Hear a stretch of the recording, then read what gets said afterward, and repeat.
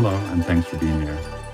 I'm Sage Reynolds, and this is my video submission to Pianobook's Global Swarm community event. I was hoping to have outdoor footage of flocks of birds or swarms of insects, instead of kitchen clusters of boiling bubbles. But I've been busy in my home studio with various projects, including making these.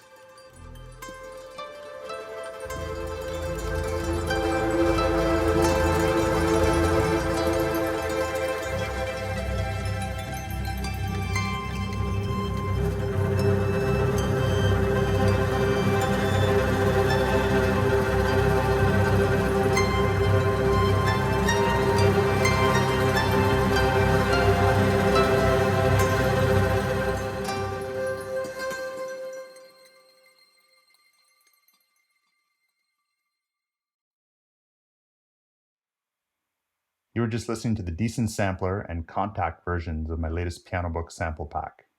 It's called Tri-Timbral Flocks. I was playing back a demo that I composed and produced a few days ago. Put the sample pack link in the description once it's published, but you can already find the link to the demo on SoundCloud. It's also on my Pianobook profile page, so you can check it out there. While creating the demo, I used only Tri-Timbral Flocks, but I also used a brand new Spitfire Labs instrument called Cello Moods, which I really love. It features performances from Alice Allen, and she plays beautiful cello on it. These performances evolve when you hold down notes, and it worked really well with the evolutions that happen in Tri-Timbral Flocks. Tri-Timbral Flocks is part of my submission to the Global Swarm community event. It's the same performances, same recordings that are later on in this video that I used to create those instruments, both the decent sampler and contact versions. So we have super generous volunteers who are working for this event. If we want to save a bit of time, ask me directly, I'll send you the WAV files, or you can ask the Pianobook team, and they probably have access to them already.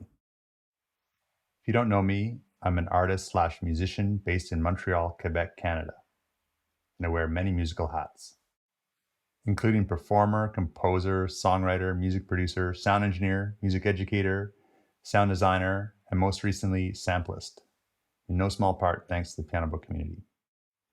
I've also been doing media composition over the last few years and enjoying that. I'm 25 years into my music career, and I'm university educated in music, but I've learned much of what I know on the job or through research. My main instruments are double bass, electric bass, and vocals, but I play a bunch of other instruments such as guitar, piano, mandolin, auxiliary percussion, ukulele, synths, and as of 2021, marimba. In the spring of 2020, while doing research into media composition, I came across Pianobook. Find it to be an inclusive, creative community vibe, and I've stuck with it. After much research, I submitted my first sample instruments in the fall of 2021. Thanks so much to those of you who have actually downloaded them and to like some of them. I'm proud of some of those instruments, and they're always a work in process, so thank you. I put a link to my links below. You can hear my music there or learn more about me if you like. You can put questions in the comments or contact me on the Pianobook Discord server. And also, please feel free to message me about work, including collaborations. Okay, on to my Global Swarm submission. When Christian Henson announced the event, I thought it was right up my alley. I've done swarms in several Pianobook instruments, including marimba ripples and harmonic flights. So I started thinking about how I could build on what I've already done with those instruments, but use different sounds, use different timbres. I wanted to do another double bass instrument, or submission in this case. It's my main instrument, and people seem to really like harmonic flights. So I used that as the basis. Then I picked two other instruments that I play, string instruments, so the timbres would blend a bit, but are quite different. The mandolin is more brittle, has a pick. It's very different from the arco, the bow on the double bass. And the ukulele is plucked, so it has a sort of a softer, rounder, but also can sound a lot like the mandolin at times. So I feel like they complement each other.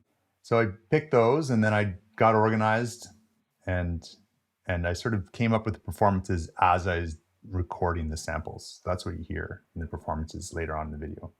That brings us to the recording and sampling process.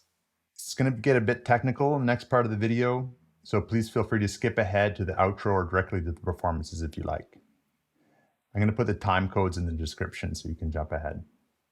On the other hand, if you'd like to see more of this, a more in-depth video of the sampling process that I do, let me know in the comments and I'll see if I can put one together.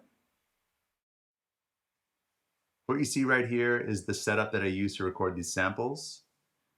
There's a close mic, which is a large diaphragm condenser mic, and two small diaphragm condenser mics, which are stereo room mics. They're actually a match pair. Close mic is going to give you a lot of the detail, like the bow on the strings or the pick on the strings or the fingers on the strings. And the stereo room mics are going to pick up the ambience, a bit of reverb, and they're going to help with what I call player perspective. I call them actually ears. I place them at ear level so they help reproduce what I hear while I perform. When I'm playing the double bass, I put them higher. And when I'm seated, I put them lower. So in terms of brands, large diaphragm condenser is an Apex 460. And it's not very expensive, but it does the trick. And I have mod kits that I'll install to upgrade them. The stereo match pair are Rode M5s. Again, they're not very expensive and they're a little bit noisy, but they do the trick. And I've been getting good results with them.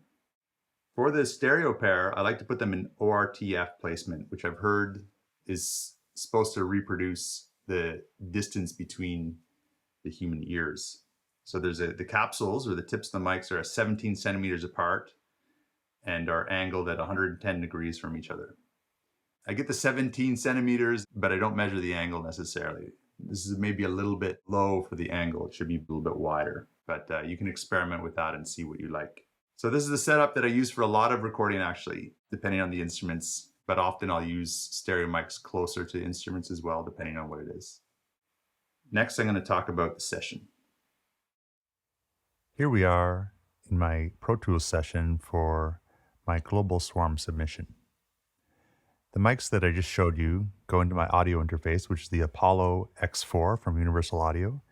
Here's the console. You can see I'm in channel 2 and 3/4. And I have some UAD plugins on here to warm up the sound a bit. Once the audio went in, it was recorded into a template that I built that included click tracks that were muted to give me cues of when to play and when to stop playing. In each case, I started with double bass first, recorded the double bass, and then I layered the other two instruments, the mandolin second and the ukulele after. So that's what the session looks like. Once I recorded in the tracks, the next stage was to pick the takes. So I ended up actually, each of these instruments, I ended up doing about 4 or 5 takes for each sample. So I could pick my favorites. So I picked my favorites, and then once they were all picked and I'd picked my favorites for each sample, meaning each of the 3 instruments, then I balanced them amongst themselves. So meaning the volume balance and rough mixing to make sure that they fit together in a way where I could hear each instrument the way I wanted to. And made sure that there weren't any notes that really jumped out dynamically as well. So I did a bit of fix up that way, and I balanced all the samples against each other, even without any pitch shifting, but just a rough balance to make sure that it went from a nice louder in the lower register and slowly got quieter as they went up to the higher register, so it wouldn't get shrill. So that was the first step. So once I did that rough mixing, then I bounced out the files and put them into Isotope RX9, which is the program I use to denoise. And I could go do another video just on RX. I spent a lot of time in there, but that was to deal with the room tone. So any hiss that was coming from the mics or the electricity, and then any other unwanted noises, little clicks or noises that I didn't want in the samples. So that was the first pass of denoising. But if I heard that some of the samples were maybe a little bit out of tune, then I brought them into Melodyne, which is a program that you can use to tune. The only problem with that is that Melodyne can introduce audio artifacts during the processing. So after I tune any samples, I'd have to go back into RX and take out any of those artifacts with denoising. So that's a little bit of a drag, but it's worth it to get really nice in tune samples sometimes, and it's a little bit faster than tuning each one individually by ear. Then I have these nice cleaned, tuned tracks, and I import them back into Pro Tools. And at this point is when I do the pitch shifting. So the double bass has been tuned down to C0. My E string's tuned down to C0. But obviously the mandolin and ukulele can't play as C0. So I use pitch shifting to get them low, and I use pitch shifting to get all of the instruments up to the C7. Although the mandolin can make it to the C6 on its own, but it was the highest instrument. Once that pitch shifting was finished, I often would have to denoise the samples again because the plugin that I was using would introduce more audio artifacts. So this time around, I looked at my DAW in Pro Tools and I found a pitch shifter called Avid Form, and it didn't create any artifacts. It was actually the most clean pitch shifting that I've found so far. It didn't color the sound in a way that I didn't like, and it didn't mess with the timing. That was a great discovery this time. And I didn't have to denoise after I did the pitch shifting. But I got everything pitch shifted to the C's I wanted. And then I started to mix at that point. It's pretty, I don't know, I guess for this it's not that involved. I mostly do EQing. So some of the EQing is a little bit more drastic depending on what it was. So here we go. This is a mandolin, probably that had been tuned down. So I might have get really extreme with the EQing here. Yeah, I got a curve that's pretty intense because there were a lot of frequencies that once they were pitch shifted down, they were popping out in a way that didn't sound so good to my ears. So I was using FabFilter Pro Q3 mostly. If there were several resonances over time or they were different, then I would use a different plugin, which is Soothe 2 by Oak Sound. I think I'm pronouncing that right. Maybe not. It actually, there's little nodes and you can see once it's working, it actually, it's going to calm down. It's going to tame those resonances. So, and a little bit of panning to get the double basses in the center and to get the mandolin on the left and the ukulele on the right. At that point, then I went to mastering. So I'll just go through what I did for this. And this is actually the same chain that I used for harmonic flights that I really liked. So I decided to bring it over and use it here. So first I have a little light compression and for upright bass and FabFilter Pro C2 and sort of gluing things together. And then I do like the sound of the room here, but I wanted it to sound more like a neutral room. So I have very light neutral room reverb from from FabFilter. And it makes it just the room sound a little bit bigger and it makes it sound just a little bit more universal. And then after that, I always put an EQ like this on my master bus or mix bus, just to cut out the extreme lows that aren't rumbling through, especially after reverb, and the extreme highs, especially with samples when you're going to be playing a whole bunch at the same time, and you could get some buildups, especially in the low end. And then I go into Ozone 9 by Isotope, which is essentially a mastering plugin. And I'm doing a few different things in here, a few different components. There's two sort of mastering EQs essentially. And one is boosting a lot of highs because often when you denoise as well, you lose a lot of the high range when you're doing aggressive denoising, which you need to do for a lot of sampling. So this sort of reintroduces some high end without the hiss of the noise. So it makes things sparkle again. And then there's a dynamic EQ that's taking out some resonant frequencies and conversely is lowering the high end. So it's often these, from what I understand, these work together is sometimes you boost in one EQ and then you cut in the other one. And then the stereo imager, and I have the setting for this on subtle details, which I wanted to hear all the different timbres and textures. And this was helping with the stereo imaging. So this is called Gulfos, and it can tame some resonant frequencies or some frequencies that are sort of harsh, but then it can also bring back or recover frequencies that are sort of barrier masked by other things. So essentially it creates space in a mix, and to my ears it gives more definition, more texture. You hear more of the parts. So In this case, I wanted to hear all the little textures within the different instruments. And it can sound a bit artificial if you use too much of it. And sometimes you want things to blend more and not be as separated, so you wouldn't necessarily use this type of plugin. But for certain things, it can make it sound really good. So that's it. That's the semi-mastering chain. And then I bounced out all the samples. I bounced them out for the Pianobook sample pack, and then I bounced them out with the slates in so I could put them into this video.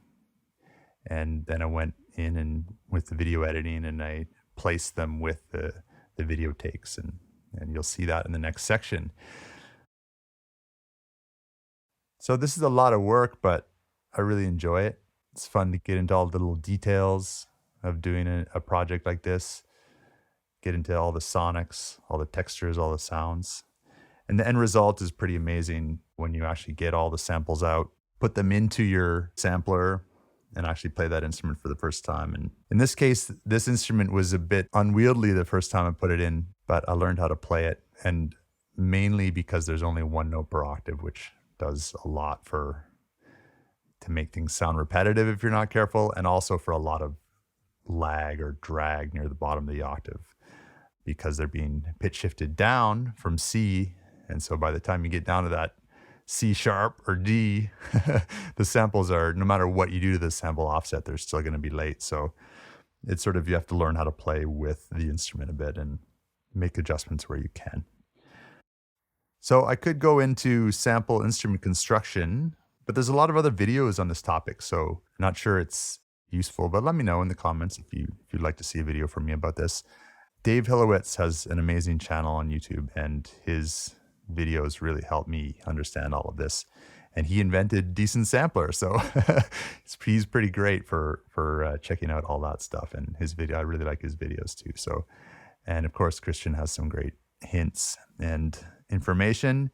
And that's the technical side. I'm going to leave it there, but again, let me know if you want me to dive deeper into any of this stuff, and I can up the production value of the video a little bit too. It's a little bit, a little low at this point, but I'm learning. That's it for the talking part of the video. The rest of the video is my live recorded performances of the samples, performed on double bass, mandolin, and ukulele. You're actually going to see 3 stages through the magic of video. This is visual proof that I performed these samples. It also demonstrates visually the techniques that I use, the type of tremolos, the type of attacks. It's important to note that the audio that you're going to hear is the same audio from the Pro Tools sessions. It's also the same audio that's in my new sample pack on Pianobook, Tri-Timbral Flocks. The very end of the video, there's a bit more music from the demo and bubbles. Let me know in the comments if you have any questions on these topics.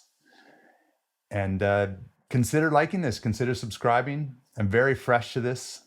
It's the whole YouTube universe, but I find it interesting. It's a challenging world. I would consider doing other videos on these topics, on sampling, on performance, composition, anything, music theory. So that's it, and I'm not sure how it's going to work with YouTube videos and likes in terms of the Pianobook Global Swarm community event as well. So that could be consideration, although I imagine most stuff will be on the Discord server. So that's it. Okay. Happy music making and happy spring.